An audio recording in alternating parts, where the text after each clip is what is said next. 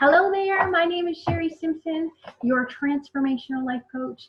I help you understand how to access your intuition and use that to help you create your reality. So today we are doing a reading for January 2020 for the fire signs. So the fire signs in your life are the Aries, the Leos, and the Sagittarians.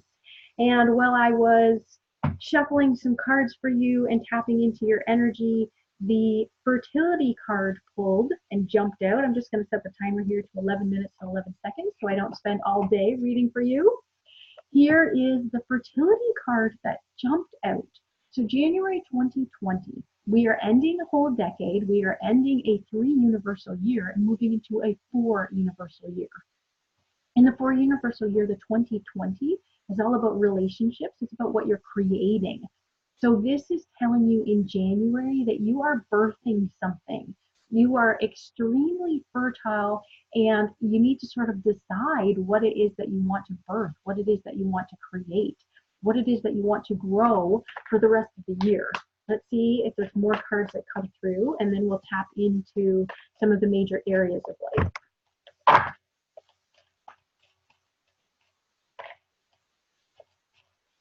I'm using the John Holland Psychic Tarot deck. Stand your ground. This came up for one of the other elements that I just did a reading for.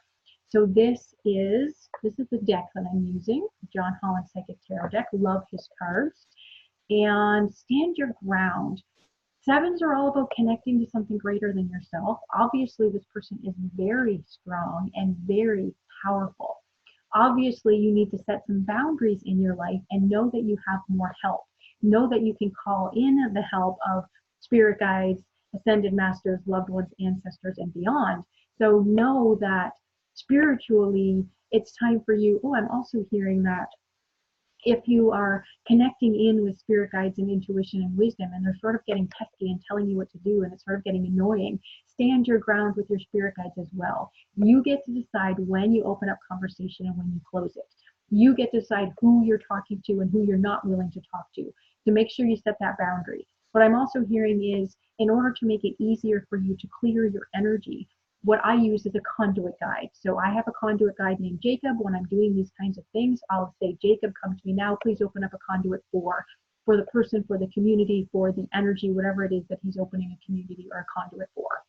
If I'm having sessions with multiple people at the same time, then he can create multiple conduits to cater. If I want to speak to spirit guides separately from higher self, separately from ancestors, he can create multiple conduits that will allow that information to filter in. So make sure that you are doing that. Why? Because once you're finished speaking to spirit, you can ask your conduit guide to close all those conduits, and then the energy gets flushed and cleared, and there's not dribbles of information coming through. So allow yourself to set some boundaries with that. So let's tap into your career and into the energy of business. So how you are making money and receiving money in the world.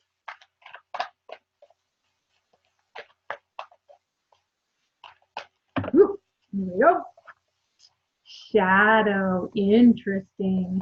So the shadow is essentially saying that there's a light aspect to you and there's a dark aspect of you. There are things about yourself that you like, and there are also equally amazing things about you that you don't like. So I want you to tap in to your shadow side. If this is about career, if this is about your business, if this is about how you make money, then how can you balance those aspects that you don't like about yourself? How can you be okay with those rather than trying to change them? How can you just receive that you have both aspects within you? And by receiving that and accepting yourself in your lights and your darknesses, you can actually receive more money. You can actually call in better jobs. You can call in more clients because you're not trying to change yourself to become who you are not. You're actually trying to accept yourself as more of who you are. So the 1 is all about you, and the 8 is about calling in abundance. When we add the 1 and the 9 or the 8 together, we get a 9. That's all about celebrations. It's about endings. So end the challenge that you are experiencing within you, where lightness and dark are sort of arguing or fighting with one another. Let's see. Choose wisely. So I was just going to say next, we're going to figure out about money and how money is actually coming in your financial status and income. So heart-centered, this card came through for one of the other elements that I did a reading for. So some of the energies for January 2020 are the same through different signs.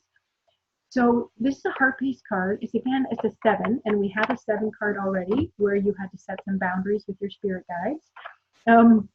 So this 7 is about different options. So money, you can allow money and finances to come in through different ways, but you need to choose, and it needs to be heart-centered. It needs to feel like you're choosing because your heart wants it, and it needs to feel like it will flow, like water is available, like it's an emotional decision, but you're allowing that to happen in order to pull more money in. Let me see if I can get a clarity card on that for you. Ooh, so Destiny is your clarity card. So about money and finances, when you are choosing wisely, when you are following your heart, when you're not listening to whatever other people are telling you to do or what you feel you should do, you are in alignment with your destiny. You are in alignment with what you truly want, about how you're making money and how you want to make money and how you're meant to impact the planet. So please follow your heart. Please follow your purpose and your passion, and allow yourself, you're a very passionate group of signs. Allow yourself to have more fun. Allow yourself to be more playful. Allow yourself to trust your guidance and your wisdom. Let's see what health is saying for you.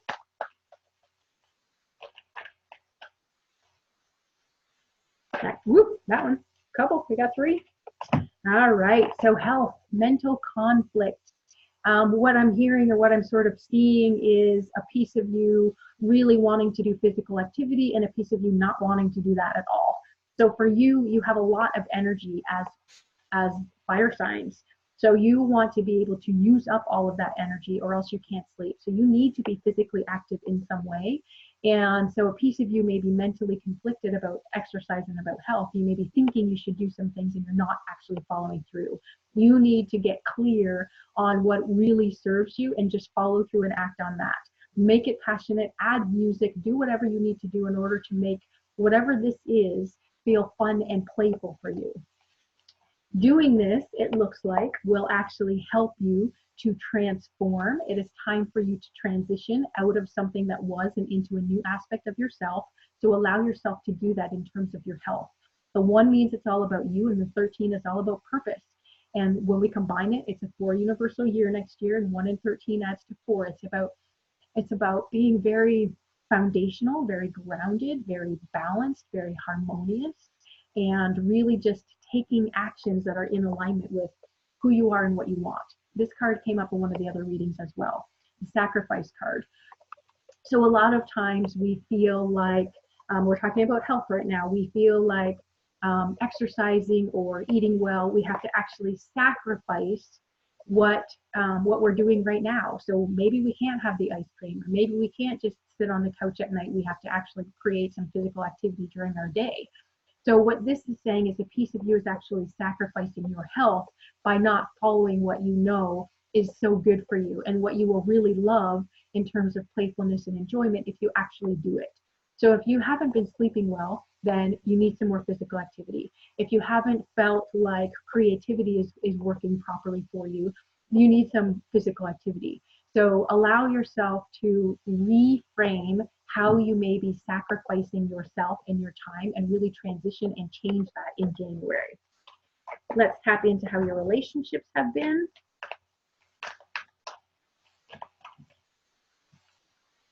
Fix my hair here. How are relationships for my fire signs in January 2020?